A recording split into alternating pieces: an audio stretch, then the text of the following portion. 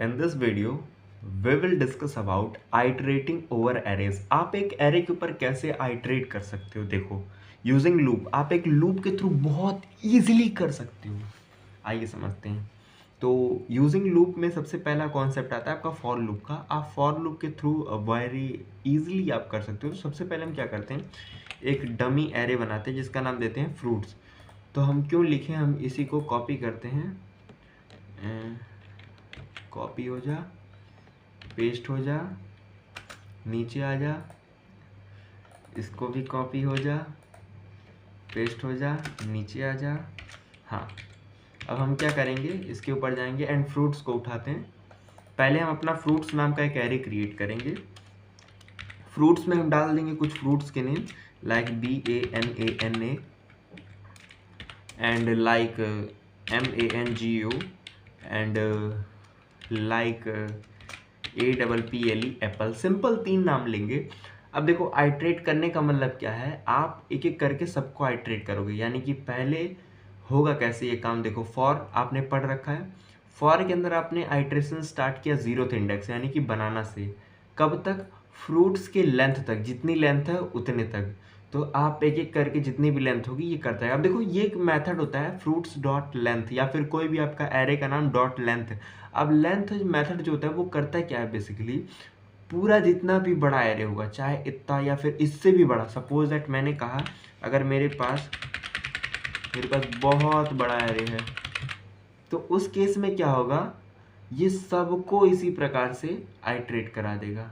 ठीक है, तो इसी प्रकार से आप लूप की हेल्प से किसी भी एरे को बहुत इजीली आइट्रेट कर सकते हो। ठीक है, and using not only for loop, आप अदर लूप्स की भी हेल्प से कर सकते हो ये काम। जैसे कि एक होता है फॉर ईच लूप। अब फॉर ईच लूप क्या करता है, देखो सिंपल रहेगा फॉर के ही तरह। मैंने फॉर लिखा ना, अब देखो फॉर के अंदर आपने क्या करना है, फॉर ईच नहीं, फॉर ऑफ लूप। तो मैंने कहा let f of FRUITS fruits. आप फ्रूट्स के अंदर गए एंड फ्रूट्स के अंदर आपने क्या किया, कंसोल किया किसको, फ्रूट को, यानी कि F को। तो देखो यहाँ पे क्या मिला आपको, एप्पल मिला। इसी प्रकार से आपके हाई ऑर्डर फंक्शंस होते हैं जिनकी हेल्प से आप ये कर सकते हो। ये भी आपने पढ़ रखा है, जैसे कि फॉर ईच हो गया, मैप हो गया, फिल्टर हो गया, रिड्यूस हो गया, ये सारी चीज़ें भी आपने पढ़ रखी। इनकी हेल्प से भी आप कर सकते हो। अब जैसे कि मैं इसको दिखा देता हूँ एक बार रिवीजन में, map filter REDUCE reduce in array.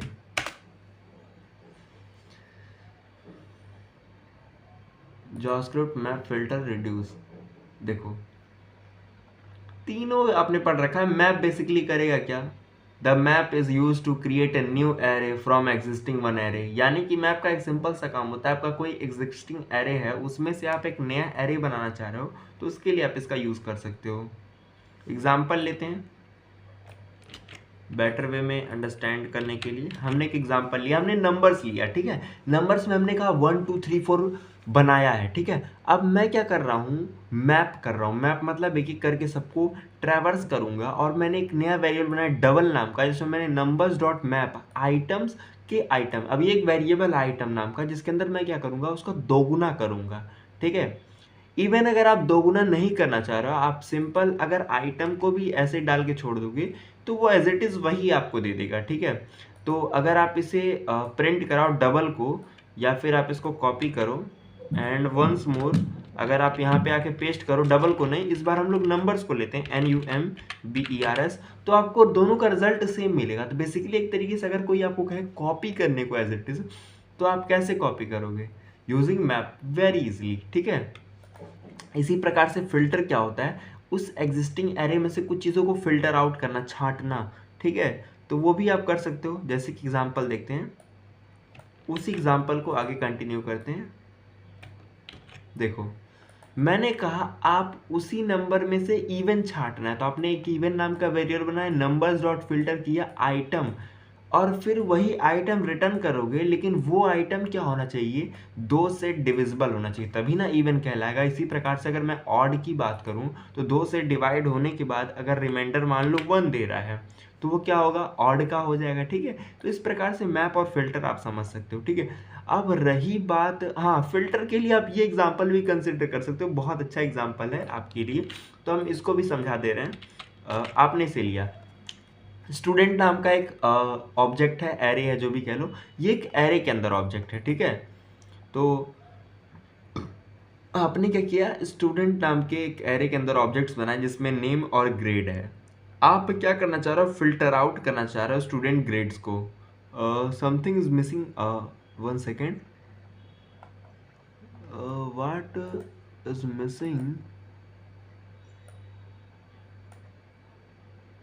Filter out,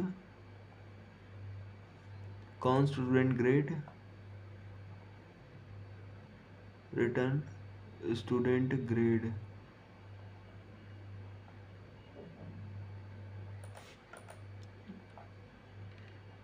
इसको पहले एक सेकेंड हम कमेंट करते हैं, इसको हटाते हैं, मतलब रिटर्न स्टूडेंट ग्रेड। मैं अगर रिटर्न ना करूं, सिंपल अगर इसे प्रिंट करूं, हाँ, तो देखो यहाँ पे आपको मिल जाएगा। बेसिकली इसने क्या किया, उसे शॉर्ट कर दिया। पहले क्विकली आया, फिर एलेक्स आया, फिर कैथ आया। बेसिकली इस प्रकार से इसने क्या किया, उसे शॉर्ट कर दिया। सबसे पहले आप देखोगे तो ग्रेड 96 है, ग्रेड 100 है एंड ग्रेड 90 और समथिंग इज मिसिंग, 1 सेकेंड, हाँ सही है। ठीक है, तो इसी प्रकार से आप रिड्यूस का भी यूज़ कर सकते हो।